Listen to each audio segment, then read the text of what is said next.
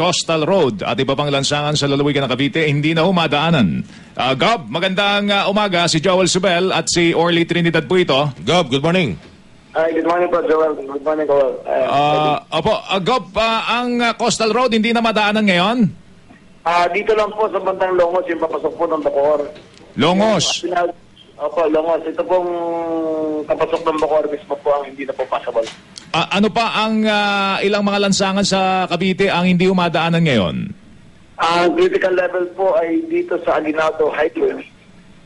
Ng stretch po mula SM Bacoor hanggang po doon sa papasok po hanggang doon po sa dulo ng Panapaan ay bahang-bahan na po. Mga 2 kilometers long po ay halos waist level na ang tubig ngayon. Meron bang pangangailangan para i-rescue o ilikas yung ilang mga residente po dyan sa mga naapektuhan sa Cavite?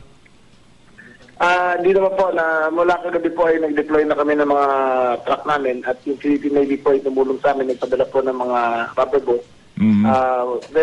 Organize naman po ang aming evacuation at hindi naman uko na may problema masyado. Alright, baka meron kayong impormasyong mahalaga na hindi ho namin natanong nasa inyo pagkakataon na kayo panawagan na rin sa inyo mga kababayan dyan sa Cavite. Unahin ko na rin, ano ba mga report ng mga tao? Ilang bayan po ba affected sa Cavite ngayon ng pagbaha? Wala pa naman daw masyadong... Kasi yung Bacoor kahapon, yung Bacoor kagabi, nawagan na, no? Imus din, no? Imus din.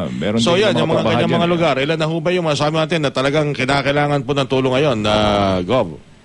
Opo, itong mga barangays po mula po sa Bacoor, dito po sa Niyog, Palapaan, Bigas, Aniban, Habay, Mambog, Tinyahan, Salinas at Perpetual 7 ay bang-bahan na po.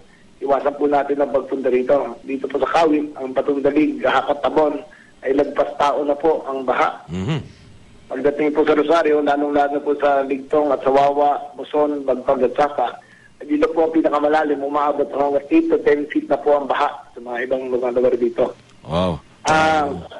Inananawagan ako sa mga kababayan ko rin dito po sa Imus, dito po sa Bukondala, sa Paliko, Pag-asa, Medisyon 1 and 2 at Buhay na Tubig ay nag-uumpisa na rin po ang baha kung pwede pong maiwasan natin at nag-uumpisa na po na kami ng evacuation.